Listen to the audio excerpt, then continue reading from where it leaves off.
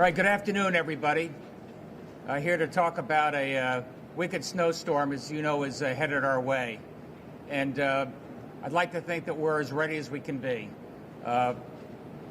Hope for the best and prepare for the worst. I know that occasionally you think that the meteorologists are crying wolf, but I've been talking to FEMA, I've been talking to my fellow governors. I'm here with James Ravella, Public Safety, Joe Giletti, DOT, Transportation. They've been talking to their counterparts. We're ready for what could be a really rough storm. And I really got to hand it to these guys right here. They're the ones doing all the incredible work. We've got a 600 plus snow plows going to be out in the street. These guys say they can go for 17 hours. Are you sure? Ready to go and do what we can. A couple of things you ought to know about. One, as of 6 a.m. Tomorrow morning, no tractor trailers on the roads, period. Get them off the roads. That's going to be true in Connecticut. That's true of our neighboring states. We're coordinating with them as well. I think you know the reason why. We've got to be able to get the snow plows through. They don't need anybody slowing things up. We ought to also have to be able to get emergency vehicles wherever they've got to go. It's an interesting storm. You know, as I've learned about it, it's going to be heavy in places, 1 to 2 feet. Just as important is how heavy the snow is. You know, light and fluffy snow is nice for skiers, and it's better on the power lines. But a lot of this is going to be wetter snow, especially along the coastline, especially in southeast and southwest Connecticut. You know, there I can tell you that Eversource has 600 crews ready to go. They brought down spare folks from Canada as well, making sure that we're prepared for the worst. They have another 300 tree teams ready to be able to clear there as well, and to make sure we're prepared. It's the heavier, wetter snow that we're the most worried about right now, and what that can mean in terms of the power lines. Thankfully, there are no leaves on the trees, so that gives us a little bit of extra capacity and space. If you're worried, you can go to eversource.com. You can find out what the latest is there. Go to 211, dial 211. We have people at the EOC, the Emergency Operations Center, ready to, as best we can, to answer your questions. Easier to do it online. And Joe Giletti, what do we call? We got to find out what's going on in the transportation. cttravelsmart.org. cttravelsmart.org. You can get cameras. You can see what's going on the roads. You want to know what? Don't go on the roads. Stay home tomorrow. You know, get your iPhone powered up. Go get yourself some Campbell's soup. Find an elderly neighbor that you probably ought to be touching base with, but stay at home. Give these guys a chance to do the work, and then we'll be okay. Thank you. Joe, would you like to say something? Yeah, few reminders, okay? We've been in contact with all of our neighboring states. Metro North is going to run a very limited service tomorrow. So please use that CT Travel Smart, okay, and find out what's going on. On the other end, that we also know that Amtrak will suspend service as of their last train tonight and will not be operating tomorrow. So we also want to make you aware that the buses will all be shut down tomorrow as well. So in terms of normally I'm turning around saying look for alternative means of transportation in. There are not going to be alternative means tomorrow. All systems will be down with the exception of Metro North running a limited service. The other thing that I'd like to impress on everybody is that, you know, if we start seeing that we're hitting this storm hard, every time we've gone into this, I've pointed out that we've had our trucks hit because they go at 35 or 40 miles an hour. I need people to be very diligent. Stay off the roads if you can. This is supposed to be a very nasty storm that at the end of it, the temperatures are going to drop. We're going to have to go from plowing to cleaning it up and pulling the snow out. Cut our workers a break. You know, they've all come back in.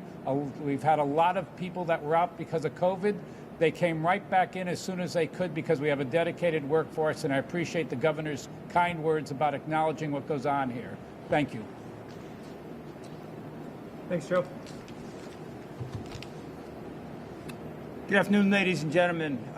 Both on the emergency management side and on the public safety side, Colonel Malikas will have all his troops fully staffed and prepared to assist any DOT or any motorist that's on the road.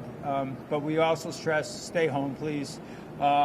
Keep the troopers out of harm's way and let them do the job assisting everyone. On the emergency management side, it's also important to realize that our regional coordinators are in constant contact with our local emergency management directors. And with that, we will handle any calls for state assistance, and we'll funnel them through the regional coordinators. We've been at this for a couple days right now, and considering COVID, we've been up virtually for quite some time, and the relationships and the contacts are already in place. Our National Guard partners are also in place to assist if needed. And as far as the emergency management side goes, the EOC will be open on a limited basis tomorrow. It will be more virtual, but will be available to field any requests for assistance. So thank you very much.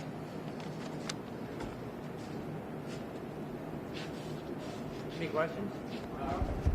Commissioner Gilletti speak to staffing. How are we looking tomorrow with driver shortages and with COVID?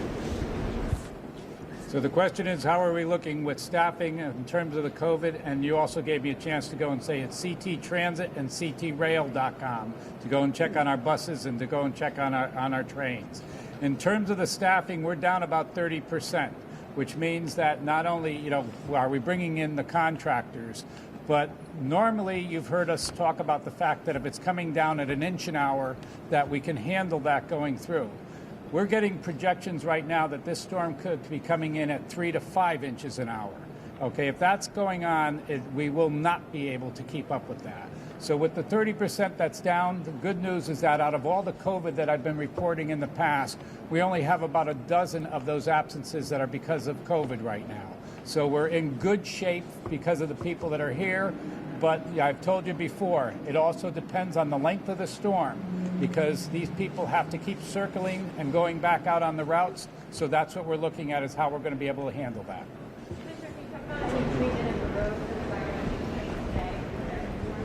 In terms of the cleaning of the roads today, I would turn around and say to you, for all of you who saw it before we started coming down with the snow, you saw that we still had a lot of salt on the roads from the last storm. That has helped us on this. So we're, that in effect worked as a pre-treatment for what's going on. And what you'll see around us right now is all of our trucks being loaded with the salt. Okay, I told you before that there's computers in those trucks. It'll tell them exactly how much of a mixture that we're going to put down on the road as we're plowing. And that will continue all the way through the night and all the way through tomorrow, because the latest we got is that it's going to be very heavy around 9 in the morning, and we could be looking at blizzard conditions as far west as New Haven. Commissioner, can you talk about dimension? Can you talk about how many trucks will be out there? How much salt you have on the roads? Yes, I can tell you we as a DOT will have over 700 trucks, okay, over 600 trucks, I take that back, over 700 employees. That's without the contractor trucks.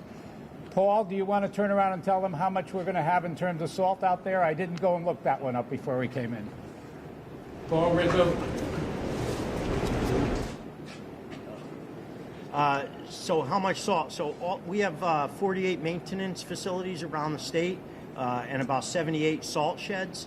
They're all up to capacity. We have about 86% of our capacity right now. So when it comes to amount of materials, we have plenty of materials to get through this storm and any foreseeable storm. We are not having any problem with material deliveries at this time. Paul Rizzo, R-I-Z-Z-O, and you are? Bureau Chief of Highway Operations. Thank you.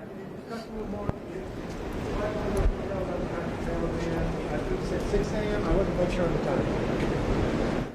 100,000 tons of salt, by the way. That's a lot of salt in preparation. The tractor trailer ban, Paul, we've been coordinating with our neighboring governors. We've been making an announcement today. As of 6 a.m. tomorrow, no tractor trailers on any of the major roads, period. Stay home.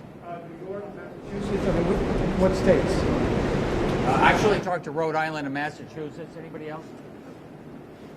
You want to do it? Go ahead. No, Jim, go ahead.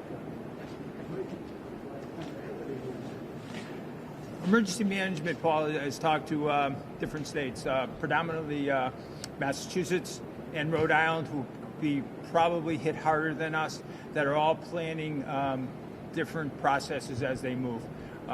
Rhode Island will probably talk about a truck ban very soon. And do you have extra troopers on the road? I was tweeting earlier, so maybe you mentioned that. I didn't hear. Will there be extra troopers on the road? There'll be plenty of troopers on the road. All the barracks will be fully staffed, Paul. Do you foresee other travel advisories being possible given the conditions and the staffing shortage beyond the tractor-trailer truck ban? We're going to wait and see the severity of the storm. There's always a possibility that cars we keep off the roads as well. Right now, I just implore people to use their common sense and stay off the roads. What about the airport? The airport, I should say. Do you have anything for the airport?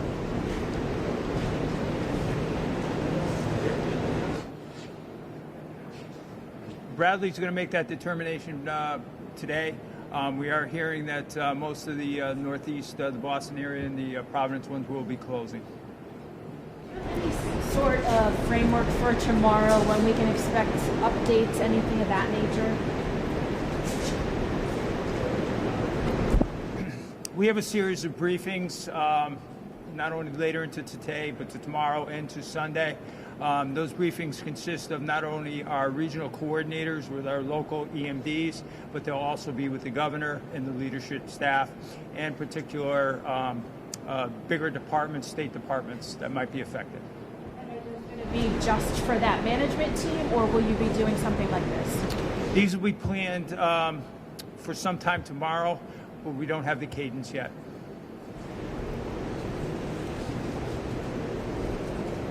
Thanks, everybody.